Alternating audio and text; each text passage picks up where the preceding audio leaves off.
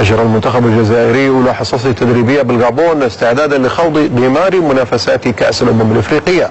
وفدنا عبد الجيزة تابع تحضيرات الخضر لأولى مباريات بالبطولة ضد زيمبابوي وأعد التقرير التالي.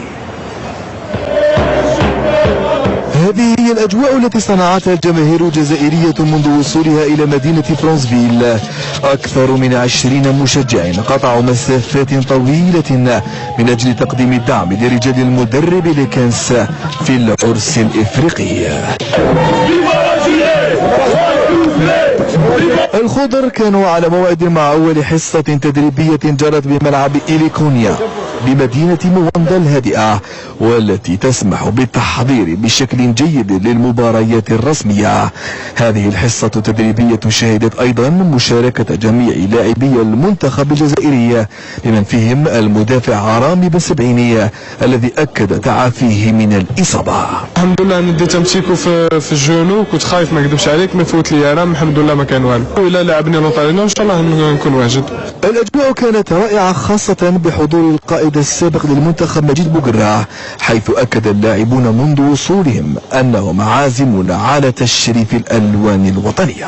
والله الحمد لله الجروب كما يقول لك الجروب كان كل بري واجد وكل شيء، خدمنا دون لي بون كونديسيون، ان شاء الله نفرحوا المنتخب الجزائري. هي أول حصة تدريبية للمنتخب الجزائري هنا في الغابون، حصة جرت وسط أجواء ميزها الكثير من الحماس استعدادا لمواجهة زيمبابوي.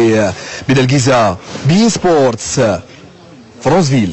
المنتخبات الجزائري منتخبي الجزائر وتونس، سنكون مع الجزائر الآن اختيارات ليكنز أيضا ومجموعة كبيرة من الأسماء اللامعة خاصة على المستوى الأوروبي في الدوري الإنجليزي ممتاز، أفضل لاعب في إفريقيا طبعا رياض محرز، وأسماء كبيرة ستعطي الأفضلية أيضا للمنتخب الجزائري ولمجموعة ليكنز. أنا شايف أن منتخب الجزائر ومنتخب تونس هو في مجموعة أنا بسميها مجموعة الموت، يعني الجزائر وتونس وعندك السنغال وزيمبابوي. يعني يمكن مباراة الجزائر في الأول يعني يمكن تلعب مع زيمبابوي، دي برضو مباراة إلى حد كبير جدا المنتخب الجزائري يتفوق، وخاصة ان هو اللعيبة ديت هيدوا قوة المنتخب الجزائري، وخاصة ان هم كمان سافروا قبل المباراة يمكن بالأمس، سافروا من الأمس أو وصلوا اليوم النهاردة.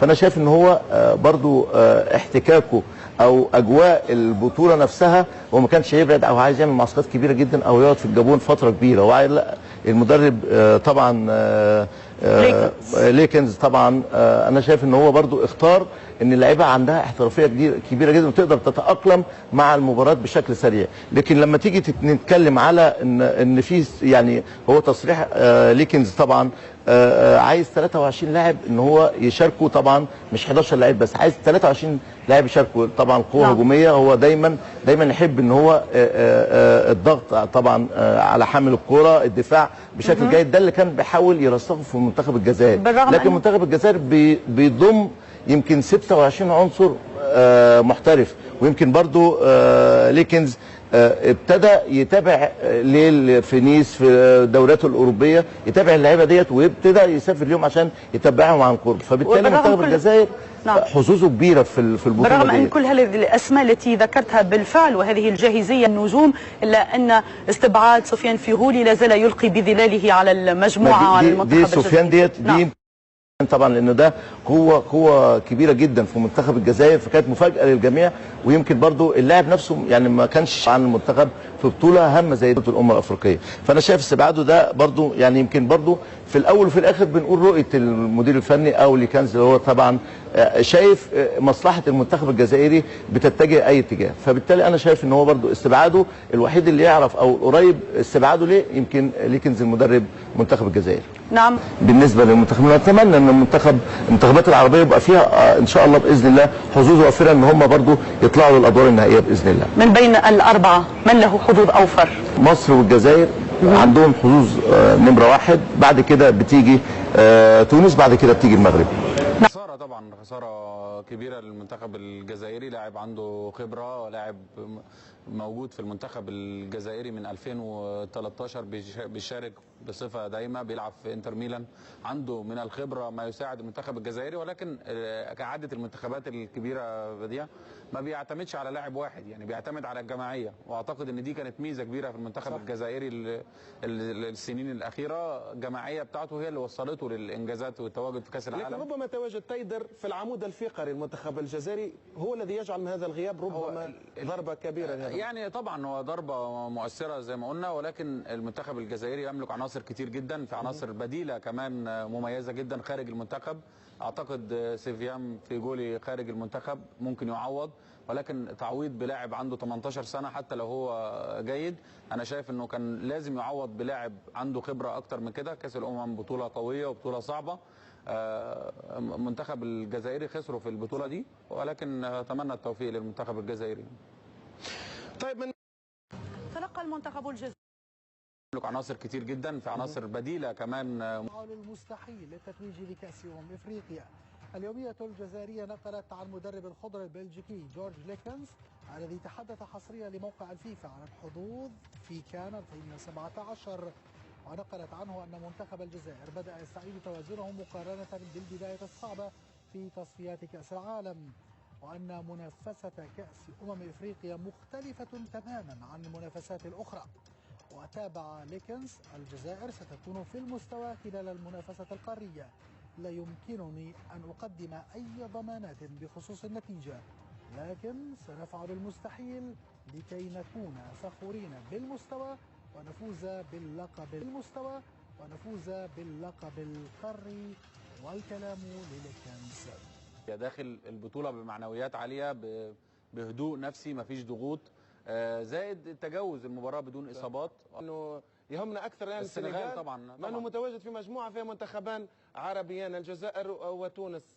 هل تعتقد ان وجود السنغال في هذه المجموعه قد يحرم احد المنتخبين العربيين من صعود الدور المقبل؟ لا، انا اعتقد المنتخب الافضليه لتونس والجزائر في المجموعه دي. المنتخبات الافريقيه بتملك عناصر زي ما ذكرت مميزه جدا على الخط الهجوم ونص الملعب تحديدا، ولكن عندهم ازمه دفاعيه. احنا المنتخبات شمال افريقيا بتقدر تستفيد بالاخطاء الدفاعيه اللي بيقدمها المنتخبات. بالظبط، في التزام عندنا افضل، في مهارات عندنا افضل في خط الهجوم بتخلينا نستغل الاخطاء اللي موجوده عند المنتخبات الافريقيه. انضم المدافع الجزائري كارل مجاني الى صفوف ناديه السابق طرابزون سبور التركي قادما من ليغانيس الاسباني. ووقع مجاني ذو 31 عاما عقدا يمتد لسنة ونصف السنة مع النادي التركي. هذا وسبق للمدافع الجزائري أن حمل ألوان طرابزون سبور ما بين 2014 و2016 قبل أن ينتقل إلى ليفانتي ومنه إلى ليغانيس. يعني لا يوجد يعني سبب، هم كانوا يستفيدون منه بالركلات الثابته صراحه. نعم، لاعب مميز، لاعب جيد، لكن هذه الامور هذه دائما تدخل يعني في الحسبان، يعني اي مدرب واي يعني منتخب.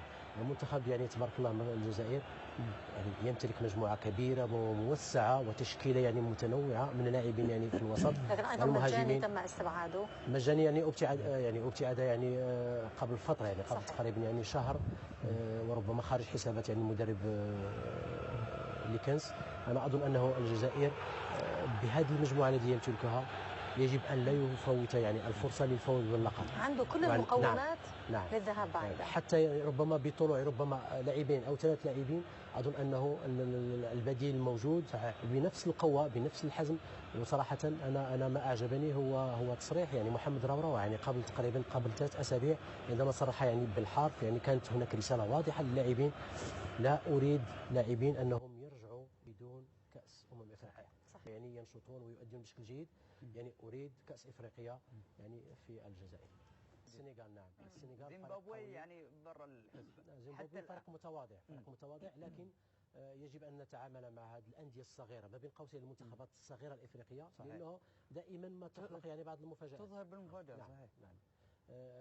يبقى يعني انه السنغال فريق قوي ويمتلك لاعبين شباب مميزين محترفين في الدول الأوروبية.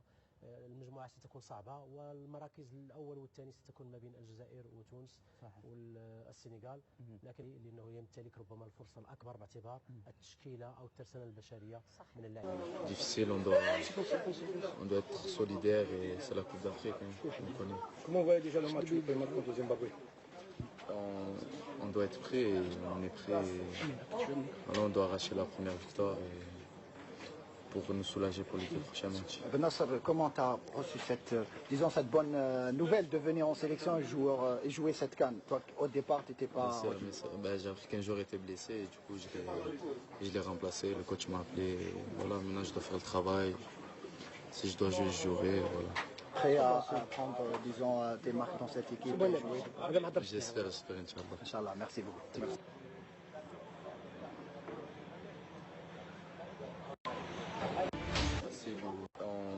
On doit être prêt et